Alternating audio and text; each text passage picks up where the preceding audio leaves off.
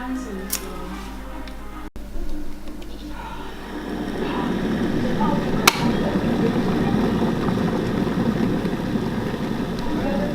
Fakers! You got 1 hour left. And you've got less. I love it over the top, you know, all being distracted.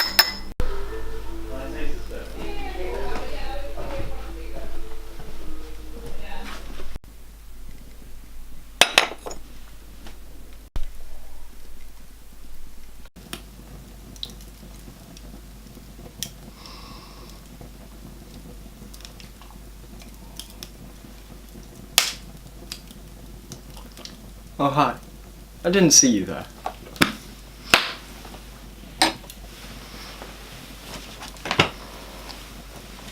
My name's Paris Ferguson, internationally recognized cinematographer and director, with famous works that you might recognize, such as Violence and the music video to Monster that you may have heard of.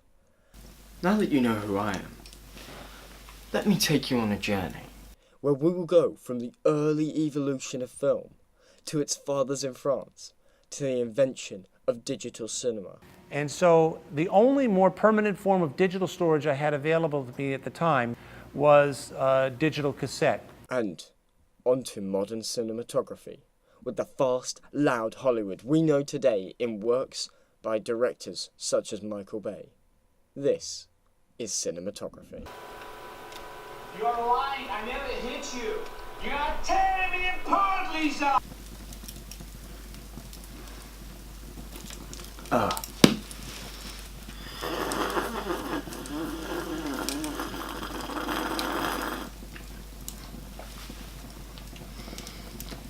In the late 1880s, people began experimenting with the illusion of moving image.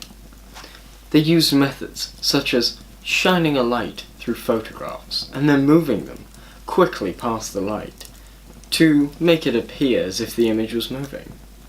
In fact, in 1887, a man by the name of Ottomar Auschwitz invented a disc-based projection system in which a light was shone through the first image of the disc and it was spun to project against a surface and move the image. This invention was called the electrochakoscope and was premiered in Berlin in November of 1894.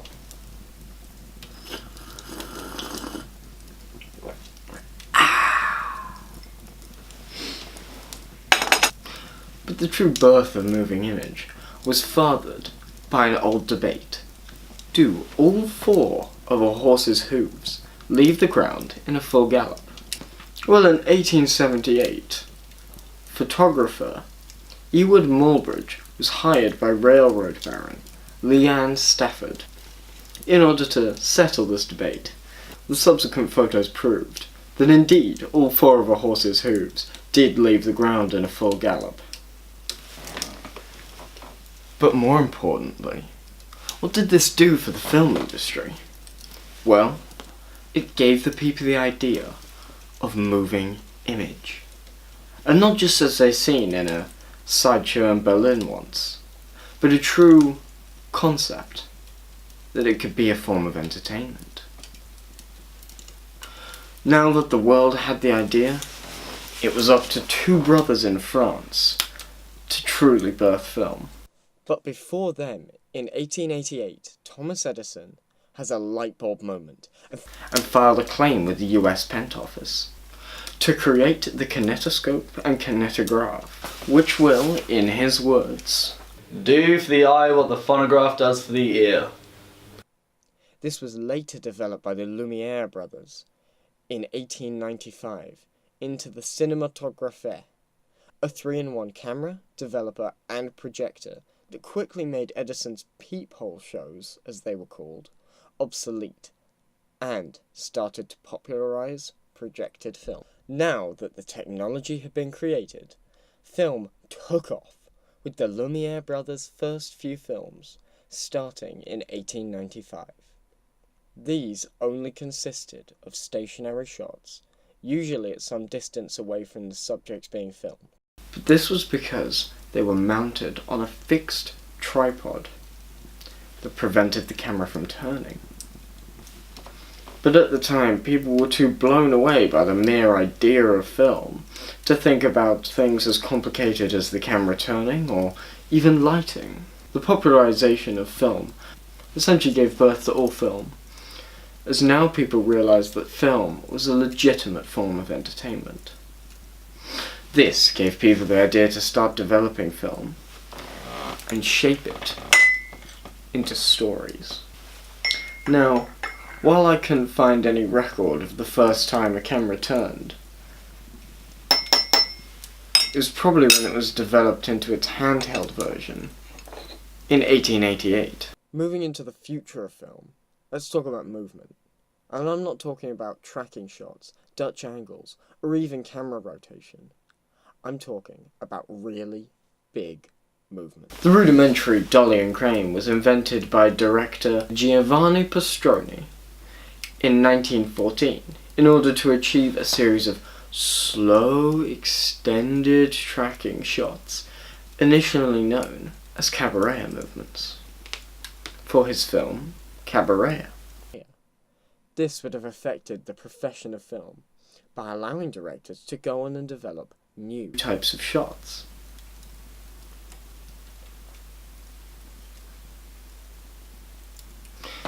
And showed a new way to add emotions to shots and scenes. For example, having the crane high above the subject being filmed to make them feel small and insignificant.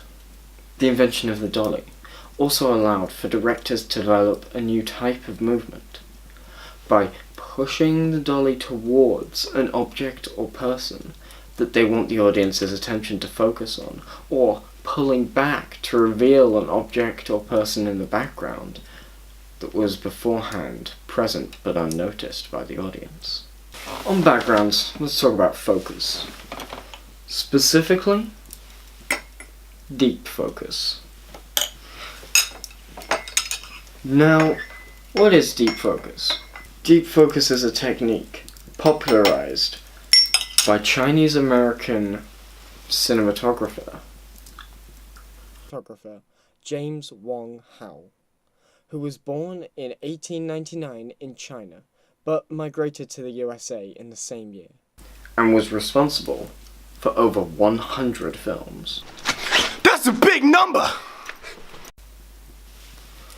He continued working until his death at the age of 77 in 1976.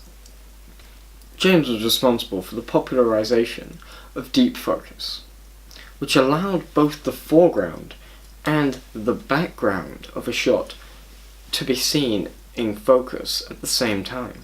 This would have revolutionized filmmaking at the time, as it allowed directors to do things such as have people have a conversation about a character in one room, while they're in shot and focus, but oblivious, adding more tension and emphasis on the words.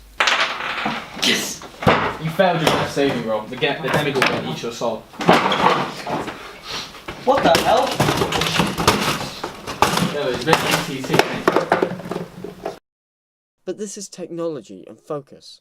What about real movement? Well, here's a director who took movement from a way to get point A to point B into a whole story in itself.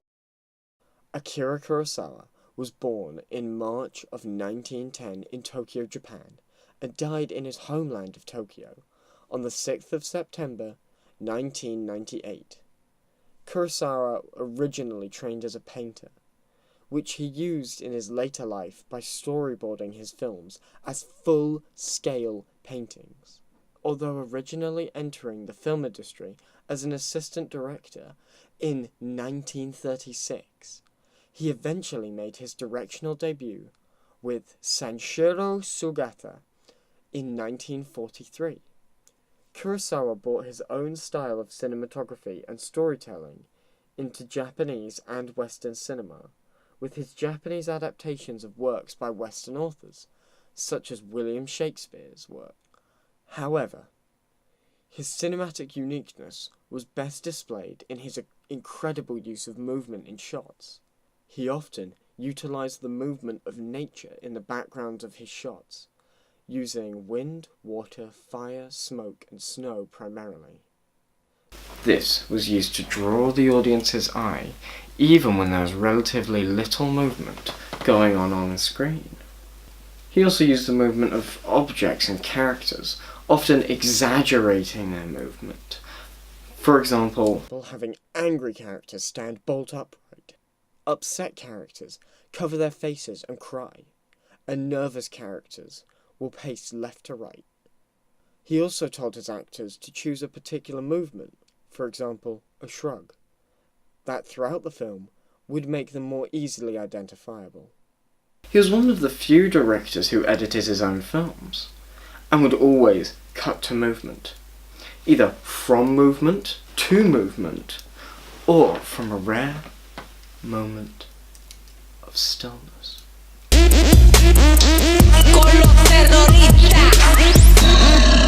He used three aspects to create layers of movement: character movement, natural movement, and camera movement, with the use of the camera often taking longer shots that have a lot of motion, transitioning from over-the-shoulder shot to a long shot to a tracking shot, all in the same take. He would rarely use the same kind of shot from one scene to another, or, if he did, he would change the perspective or direction so that it would feel different from the previous shots. Now that we've been through techniques and people, how was technology developing? Well, in 1975, Steve Sasson, working for Eastman Kodak, invented the world's first digital camera, which could capture up to 30 images on a cassette tape upon conception. This quickly gave rise to many commercial digital cameras released by Kodak for the general public.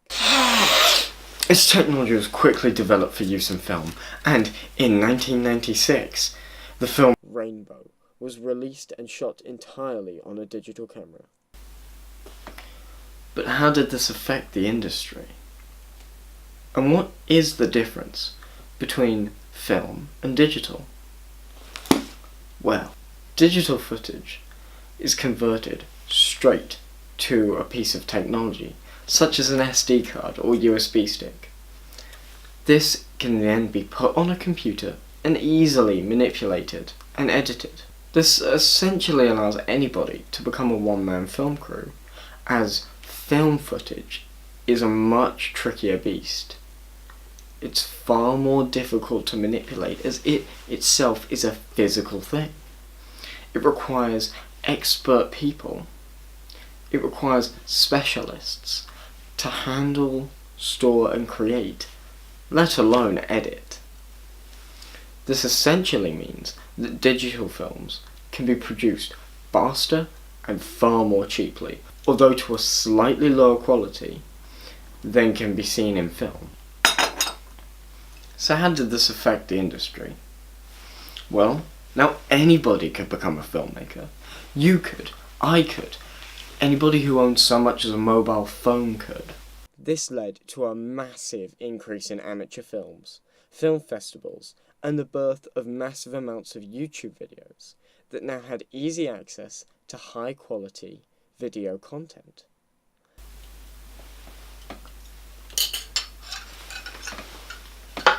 So, I've taken you through the past. Now we move into the modern age. Some of the latest technological developments have been cameras, such as the head rig for the film Hardcore Henry, and music videos by the same director, Stampede and Bad Motherfucker.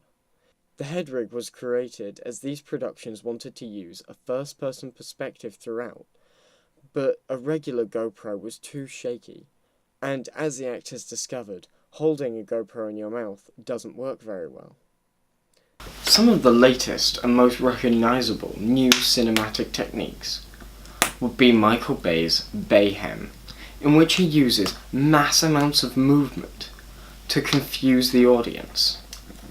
as the images on screen move too fast for the brain to process, but slow enough for the eye to see.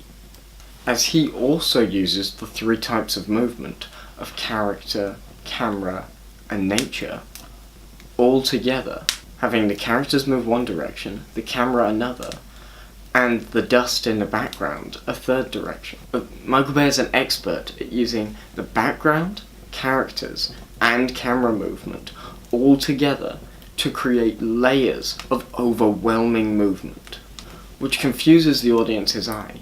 It keeps the audience's attention and adrenaline focused on the film in front of them. So I've taken you through the past.